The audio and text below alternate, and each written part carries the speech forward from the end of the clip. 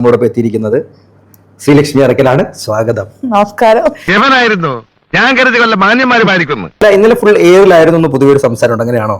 അതെ, on air ആണല്ലോ നമ്മൾ പോകുന്നത്. അറിയുന്ന വാർത്തകൾ പൊടിപ്പും തൊങ്ങലും ചേർത്ത് നല്ല വെടിപ്പായിട്ട് നാലാളോട് പറയുന്നോണ്ട് തെറ്റില്ല. ഷിംജിത ദീപക് ഇഷ്യൂ കണ്ടു കാണും. കണ്ടു കാണുമെന്നോ? അതിന്റെ പേരിൽ ഒത്തിരി അഭിപ്രായം പറഞ്ഞതിന്റെ പേരിൽ ഒരുപാട് സൈബർ ബുള്ളിംഗ് ഒക്കെ നേരിട്ടിട്ടുണ്ടോ നമുക്കറിയാം. മുഖത്ത് നോക്കി നല്ല 10 തെറി കൂട്ടി സ്വന്തം തന്തയ്ക്ക് വിളിക്കുന്നത് ഈ സലി നല്ല പുഷ്പം പോലെ കേട്ടോണ്ടിട്ടുണ്ട്. ഞാനിപ്പോ ഒരുപാട് സൈബർ ബുള്ളിങ്ങിന് ഇരയായിട്ടുള്ള ഒരു വ്യക്തിയാണ്. അതുകൊണ്ട് തന്നെ ഒരു സൈബർ ബുള്ളിങ് അനുഭവിക്കുമ്പോൾ എന്തൊക്കെ നമ്മുടെ മനസ്സിൽ കൂടെ കടന്നു പോകുന്നിരിക്കും നമുക്കറിയാം.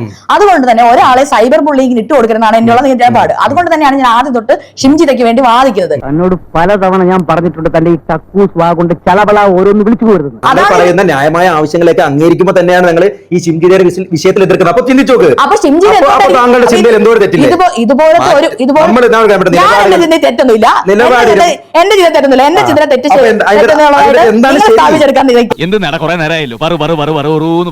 അറിയില്ലേ അവളുടെ സ്വഭാവം? ന്യായമായാലും അന്യായമായാലും അവളുടെ ഭാഗം ജയിക്കണം. ഷിംജിത എന്ന് പറയുന്ന വ്യക്തി വൈറൽ ആകാൻ വേണ്ടി ചെയ്തല്ല, അവരുടെ ബസ്സിലുണ്ടായ പീഡനങ്ങൾ കാണിക്കാൻ വേണ്ടി സോഷ്യൽ മീഡിയ ഇട്ടു എന്നാണ് വിശ്വസിക്കുന്നത്, അല്ലേ?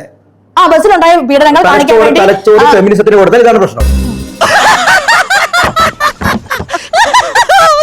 മാനം കപ്പലേറ്റ് നിനക്ക് മാനം എന്റെ തലച്ചോറ് പണം വെച്ച് പറയുന്നത് എനിക്ക് കുഴപ്പമില്ല. ഞാൻ ക്രെഡിറ്റ് ആയിട്ട് ഞാനതൊരു ബോണസ് ആയിട്ട് ഞാൻ കൺസിഡർ ചെയ്തോളൂ. അതിന് തലക്കകത്ത് അത് ഉണ്ടെങ്കിലല്ലേ പുറത്തേക്ക് വരാം. ഓഹോ, അതെന്തെങ്കിലും പുറത്തേക്ക് വരും. ഇവിടെ പറയുന്ന നിനക്കില്ലേലും കേൾക്കുന്ന എനിക്കില്ലടാ ഒരു ചളുപ്പ്.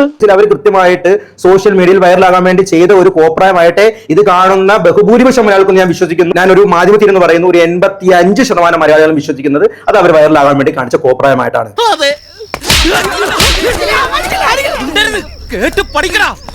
90% മലയാളികളും ഷിംജിതയുടെ ഭാഗത്താണ് തെറ്റെന്ന് പറയുമ്പോ അതിന്റെ എന്തെങ്കിലും ഇല്ലായിരിക്കുമോ? അപ്പൊ നിങ്ങളുടെ കുറച്ചുപേരുടെ മൈൻഡിൽ മാത്രം എന്തുകൊണ്ടത് ഷിംജിത വലിയ എന്തോ സൽക്കർമ്മം ചെയ്തായിട്ട് തോന്നുന്നു. ദീപത്തിലുള്ള ജീവനാണ് പോയത്.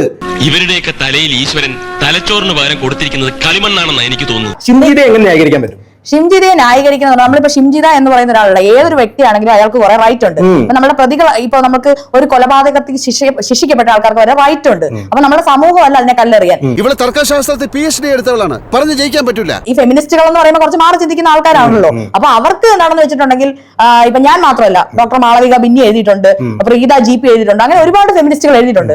നമ്മൾക്ക് കൃത്യമായിട്ട് ആ ഒരു ടച്ച് ബാഡ് ആണെന്ന് ഞങ്ങൾക്ക് തോന്നിയിട്ടുണ്ട്. ഗാന്ധിയെ കൊന്നതിന് 2 പക്ഷമുള്ള നാടാ സാറേ ഇത്. എനിക്കത് കണ്ടപ്പോഴേ എനിക്കതൊരു സെക്ഷൽ അസോൾട്ട് ആണെന്ന് എനിക്ക് തോന്നി. പക്ഷേ എനിക്ക് അതിന്റെ ടച്ച് കണ്ടപ്പോ സെക്ഷൽ അസോൾട്ട് ആയിട്ട് എനിക്ക് തോന്നി.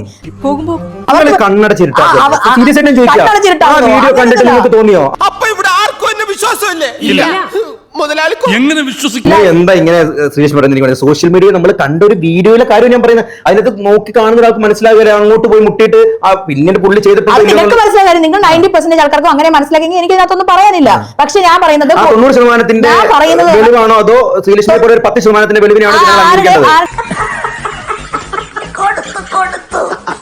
രാഹുൽ മാങ്കൂട്ടത്തിന്റെ വിഷയത്തിൽ രാഹുൽ മാങ്കൂട്ടത്തിനെ നമ്മൾ എതിർക്കുന്നത് എന്തുകൊണ്ടാ? കൃത്യമായിട്ട് തെളിവുകൾ, ഡിജിറ്റൽ തെളിവുകൾ പുള്ളി ചെയ്തിട്ടുണ്ടെന്ന് നമുക്ക് അത്തരത്തിലൊരു തെളിവാണ് ഈ ഷിംജിത കാണിച്ചത്. ഷിംജിത പോയി വരച്ചുന്നോ മുട്ടുന്നോ അതിനുശേഷം ആ പുള്ളിക്കുണ്ടായ കാര്യങ്ങളൊക്കെ നമ്മൾ നേരിട്ട് കാണുമ്പോൾ നമുക്കൊരു വ്യക്തിക്ക് ആ ഒരു 30 അല്ലെ 40 നിങ്ങൾക്ക് തോന്നിക്കോ, തോന്നേണ്ടവർക്കെല്ലാം തോന്നിക്കോ, തോന്നാത്ത ആൾക്കാരും ഇവിടെ ഉണ്ട്. ആ പറഞ്ഞവനെ ഇങ്ങോട്ട് വിളിച്ചോണ്ടാ അടിച്ചവന്റെ കർണക്കുട്ടി ഞാൻ പൊട്ടിക്കും. 1 മില്യൺ വ്യൂ എങ്ങനെ ആക്കാന്നാണ് ആദ്യം ഷിംജിത നോക്കിയത്. അല്ല, ഷിംജിത ഇതിന് കൃത്യമായിട്ട് നിയമ നടപടി സ്വീകരിക്കാൻ പോയിട്ടില്ല. അതെന്തുകൊണ്ടാണ് പോകുന്നത്? ഇവിടുത്തെ നിയമ സംവിധാനം വനിതാ കമ്മീഷനിൽ ഞാൻ എന്താ കേസ് കൊടുത്തേക്കുന്നു? വനിതാ കമ്മീഷനെ കൊണ്ട് ഒരു ഉപകാരമില്ലാത്ത ഗവൺമെന്റിന്റെ സ്ത്രീപക്ഷ കമ്മീഷനെ കൊണ്ട് നോക്കിയില്ല. ഇപ്പൊ സതീദേവി പറഞ്ഞെന്താണ്? ഇത് എന്താ ഇത് കറക്റ്റ് ആയിട്ടുള്ള അവരും ആ പുരുഷന്റെ കൂടെയാണ് നിൽക്കുന്നത്. അവർക്ക് ബുദ്ധിയുണ്ടെന്ന് ഞാൻ പറയുന്നു. ഇപ്പൊ ഞാൻ എന്നെ പറ്റി വീഡിയോ വരുന്ന കാണുന്നുണ്ടല്ലോ. ഇപ്പൊ ഞാൻ അങ്ങനെയുള്ള ഒരു വെടിയാണെന്ന് എനിക്ക് തോന്നുന്നുണ്ടോ? ഞാൻ നിന്നോട് എന്റെ പൈസയുടെ ബുദ്ധിമുട്ട് പറഞ്ഞല്ലോ. അപ്പം ഞാൻ വെടി, ഈ ആൾക്കാരെല്ലാം ഞാൻ വെടി എന്ന് പറയാണ്. ഞാൻ നാളെ പോയി തൂങ്ങിച്ചത്താൽ നിങ്ങളെല്ലാം എന്റെ കൂടെ നിൽക്കൂ. എന്റെ മോൻ പോയി തൂങ്ങിച്ചത് ഇതിനേക്കാൾ വലിയൊരു സഹായം അച്ഛന് ചെയ്യാൻ പറ്റില്ല. പിടിച്ചേ.